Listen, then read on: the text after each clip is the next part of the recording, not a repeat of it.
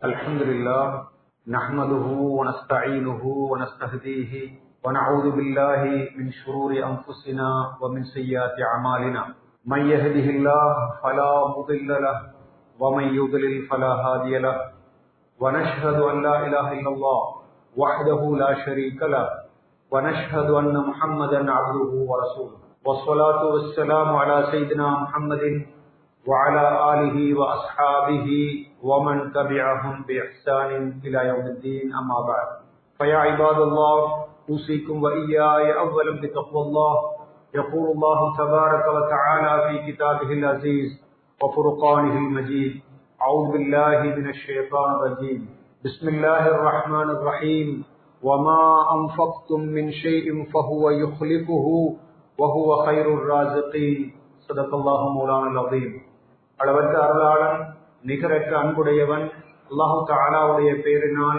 இந்த குத்துபாவை ஆரம்பம் செய்கிறேன். எல்லா புகழும் சர்வ வல்லமையும் கொண்டு கோடான கோடி படைப்புகளை படைத்து ரட்சித்து வருகின்ற ரப்புல் ஆலமீன் அல்லாஹு தஆலாவுக்கே சொந்தமானதாக அல்ஹம்துலில்லாஹ். ஸலாத்தும் ஸலாமும் அவனுடைய தூதர் எங்களுடைய தலைவர் முஹம்மது முஸ்தபா ஸல்லல்லாஹு அலைஹி வஸல்லம் அவர்கள் மீதும் அவர்களுடைய குடும்பத்தவர்கள் தோழர்கள் மற்றும் நல்லடியார்கள் அனைவர் மீதும் உண்டாவதாக.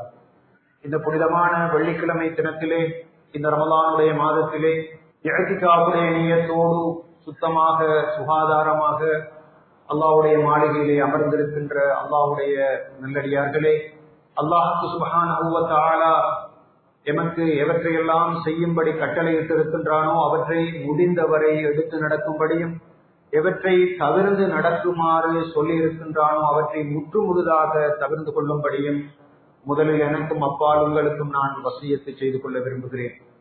அல்லாஹ்வுடைய நல்லடியார்களே, ரமலானுடைய மாதத்தின் 3இல் ஒரு பகுதியையும் கடந்து கொண்டிருக்கிறோம். இப்படியான சந்தர்ப்பத்திலே இந்த ரமலானுடைய மாதம் எங்களுடைய வாழ்க்கையிலே ஏற்படுத்திய மாற்றம் என்ன என்பதனை பற்றி நாம் கடுமையாக சிந்திக்க வேண்டும். வெறுமனே பசித்திருந்தோம், தாகித்திருந்தோம், நாம் உணவு சாப்பிடுகின்ற நேரம் மாற்றப்பட்டது, தூங்குகின்ற நேரம் மாற்றப்பட்டது என்பது மாத்திரம் தானா? எமது வாழ்க்கையிலே தக்வா வளர்ந்திருக்கிறதா? எமது நாவை நாங்கள் கட்டுப்படுத்தினோமா? நாம் இபாதத்துக்கள் விஷயத்திலே ஆர்வமாக அக்கறையாக ஈடுபடுகின்றோமா? பாவங்களை நினைக்கின்ற பொழுது ஒரு வெறுப்பும் ஒரு கோபமும் ஏற்படுகிறதா என்பதனை எல்லாம் நாங்கள் பார்த்து சிந்தித்து இந்த 3இல் ஒரு பகுதியை கடந்து விட்டிருக்கின்ற இந்த சந்தர்ப்பத்திலே எஞ்சி இருக்கின்ற இந்த 20 நாட்களையும் மிகவும் திட்டமிட்டு பயன்படுத்த வேண்டிய ஒரு கடமை இருக்கிறது. அதனை முதலில் எனக்கும் அப்பால் உங்களுக்கும் நான் ஞாபகம் ஊட்ட விரும்புகின்றேன்.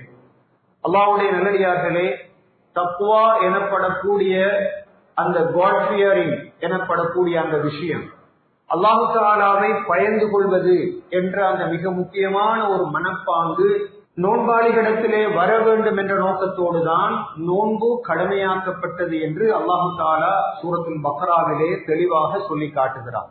லஅல்லக்கும் தத்தகூன், நீங்கள் தக்வா உள்ளவர்களாக மாற வேண்டும் என்பதுதான் நோன்பு கடமையாக்கப்பட்டதனுடைய நோக்கம் என்று சொல்லுகிறார்.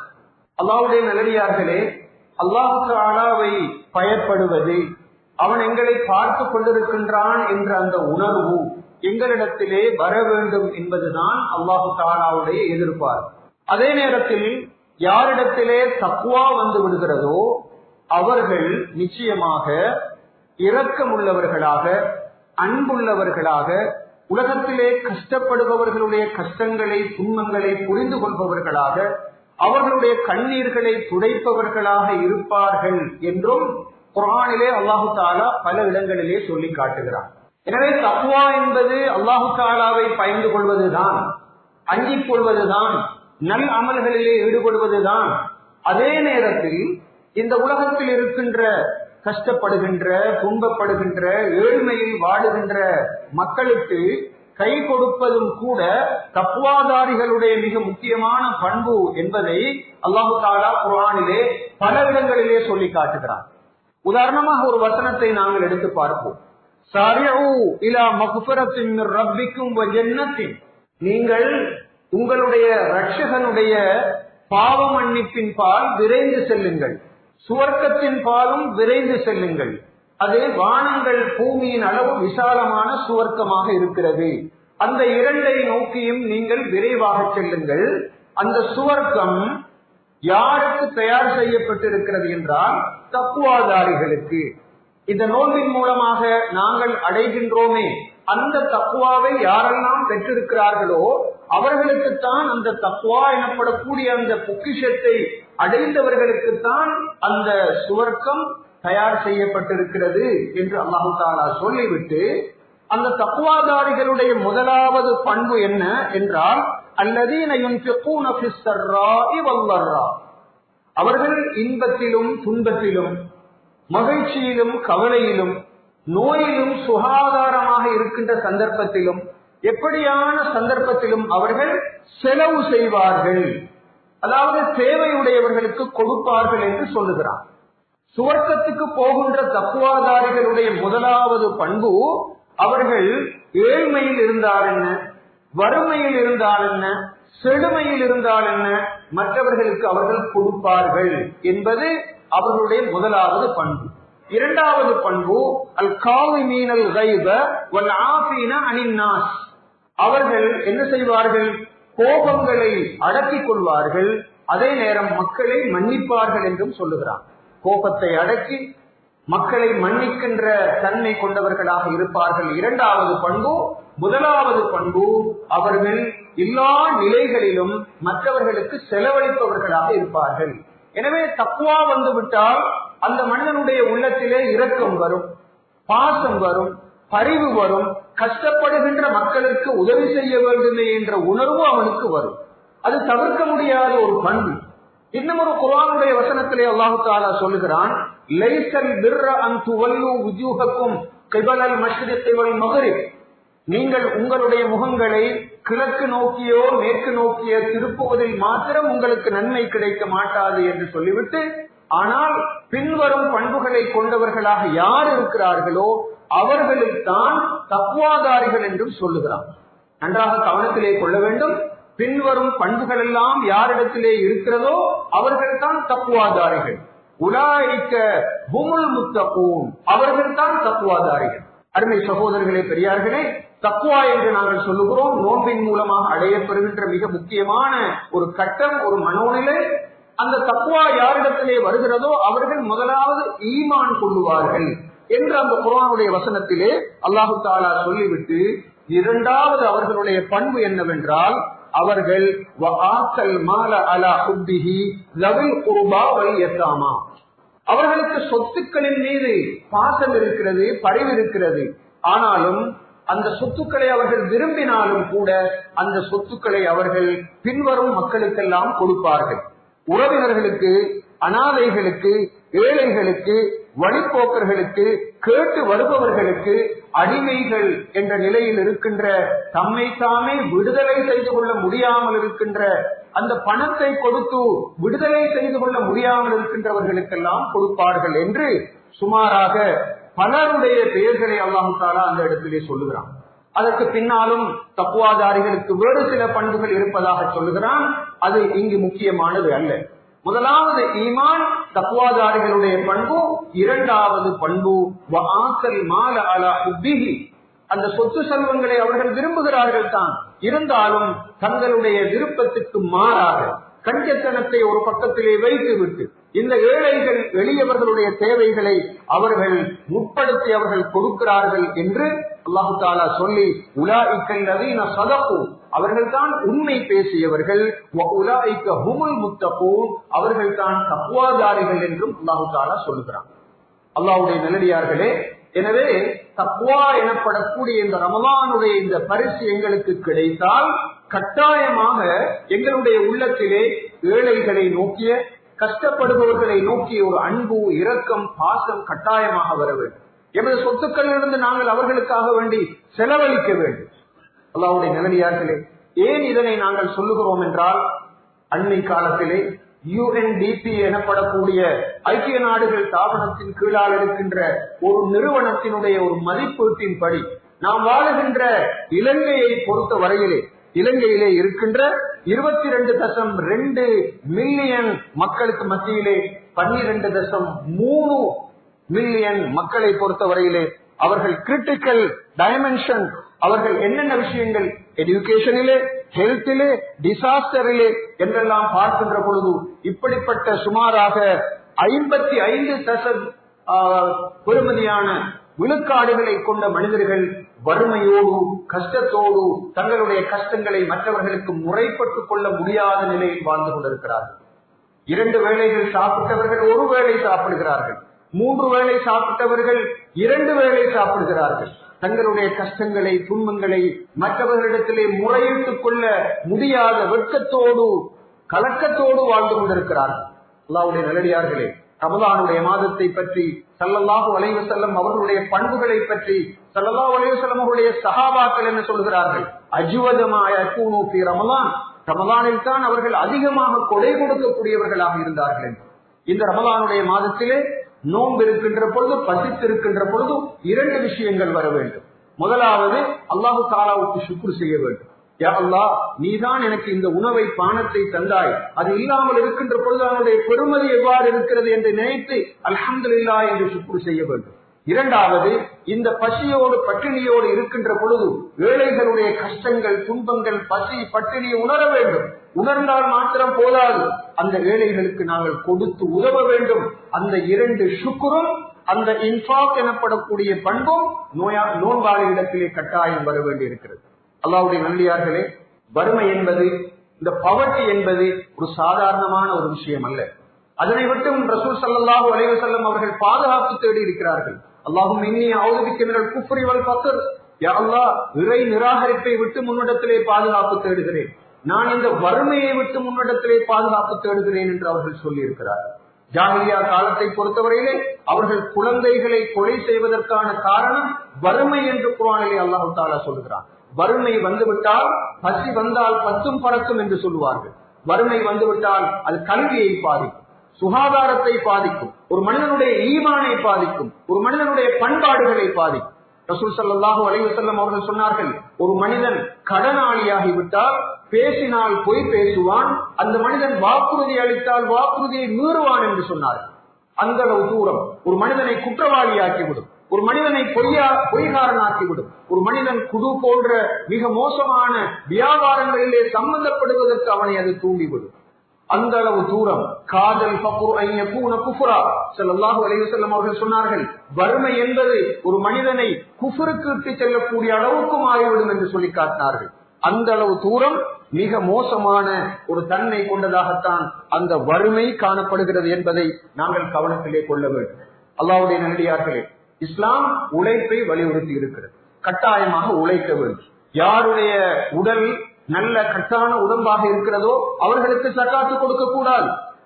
லா தஹில்லு ஸதகத்து லிதி மிர்ரத்தின் ஸவி, சீரான உடம்பு கொண்ட ஒரு மனிதனுக்கு ஸகாத்தை கொடுக்க வேண்டாம் என்று ஸல்லல்லாஹு அலைஹி வஸல்லம் அவர்கள் சொன்னார்கள். அவனுக்கு பிச்சை வாங்கக்கூடாது, தர்மம் எடுக்கக்கூடாது, மற்றவர்களிலே தங்கி இருக்கக்கூடாது. அவனுக்கு அல்லாஹ் தஆலா கொடுத்திருக்கின்ற உடல், அந்த டேலண்ட், அந்த மட்டும்தான் ஸ்கில்ஸ், அவற்றை பயன்படுத்தி அவன் உழைக்க வேண்டும், அவனுக்கு கொடுக்க கூடாது. ஆனால் சமூகத்திலே சிலர் இருப்பார்கள், அவர்களை பொறுத்தவரையில் அவர்கள் எவ்வளவுதான் உழைத்தாலும் அவருடைய வருமானம் போதாமல் இருக்கும். ஏழைகள் இருக்கிறார்கள், பரம ஏழைகள் இருக்கிறார்கள், அங்கவீனர்கள், நோயாளிகள், அதே போன்று பைத்தியக்காரர்கள், அனாதைகள், விதவைகள் என்றெல்லாம் இருக்கிறார்கள். இவர்களை பொறுத்தவரையில் இவர்களை பலரும் கண்டுகொள்வதில்லை. எனவே அவர்களுக்குரிய ஒரு தீர்வாகத்தான் இந்த ஜக்காத்தையும் கூட இஸ்லாம் அங்கு கடமையாக்கி இருக்கிறது. ஜக்காத் என்றால் இஸ்லாத்தினுடைய 3வது தூண், அதனை மறந்துவிடக் கூடாது. நாம் நோன்பை பற்றி பேசுகின்றோம், தொழுகைக்காக இவ்வளவு அழகான பள்ளிவாசல், இவ்வளவு ஏற்பாடு.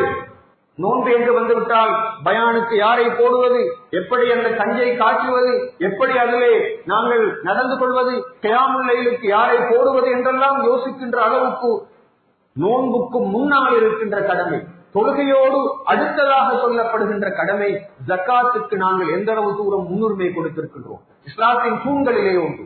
அலி ரலியல்லாஹு தஆலா அன்ஹு அவர்கள் சொன்னார்கள், மல்லம் யுஸக்கி ஃபலா ஸலாத லஹு, யாரு ஜக்காத்து கொடுக்கவில்லையோ அவனுக்கு தொழுகையே கிடையாது என்று அலி ரலியல்லாஹு தஆலா அன்ஹு அவர்கள் சொன்னார்கள். ஜக்காத்தை கொடுக்காமல் இருப்பவன் காபிர் என்ற கருத்தில் சஹாபாக்கள் இருந்ததன் காரணமாகத்தான் அபூபக்கர் சித்திக் ரலியல்லாஹு தஆலா அன்ஹு அவருடைய காலத்திலே ஜக்காத்தை கொடுக்க மறுத்தவர்களுக்கு எதிராக போராட்டம் நடாத்தப்பட்டது என்பதை மறந்துவிடக் கூடாது. அல் குர்ஆனிலே அல்லாஹ் தஆலா 30க்கு மேற்பட்ட இடங்களிலே ஜக்காத்தை பற்றி சொல்கிறான். அதிலே 26 இடங்களிலே அல்லாஹ் தஆலா தொழுகையோடு சேர்த்து தான் சொல்லுகிறான். நீங்கள் தொழுகையை நிறைவேற்றுங்கள், நீங்கள் ஜக்காத்தை கொடுங்கள் என்று சொல்கிறான். அவ்வளவு முக்கியமான ஒரு கடமை தொழுகைக்காக வேண்டிய அழைப்பு விடுக்கப்படுகிறது. தொழுகையிலே தக்பீரை எங்கு கட்டுவது, விரலை அசைப்பதா இல்லையா, தராவீஹினுடைய ரக்காத்துக்கள் எத்தனை என்பதெல்லாம் மிகப்பெரிய சர்ச்சையாக எடுத்துக் கொள்ளப்படுகிறது. ஆனால் தனவந்தர்களிடமிருந்து இந்த ஜக்காத்தை திரட்டி அதனை பாதுகாத்து அவற்றை விநியோகிப்பதற்கான எத்தகைய முயற்சிகள், எத்தனை ஜக்காத் கமிட்டிகள் இந்த நாட்டிலே இயங்கிக் கொண்டிருக்கின்றன. அவற்றை ஒழுங்குபடுத்துவதற்கு, அவற்றை சரியான முறையிலே ஒரு மெக்கானிசத்தின் கீழ் கொண்டு வருவதற்கான என்ன ஏற்பாட்டை நாங்கள் செய்திருக்கிறோம். அல்லாஹ்வுடைய நல்லடியார்களே, இந்த விஷயத்தில் கொடுப்பவர்கள் இருக்கிறார்கள் தான். இருந்தாலும் முறையாக, ஒழுங்காக, இஸ்லாம் சொன்னபடி அவற்றை கொடுப்பவர்களுடைய தொகை எவ்வளவாக இருக்கிறது என்று நாங்கள் சிந்தித்து பார்க்க வேண்டி இருக்கிறது.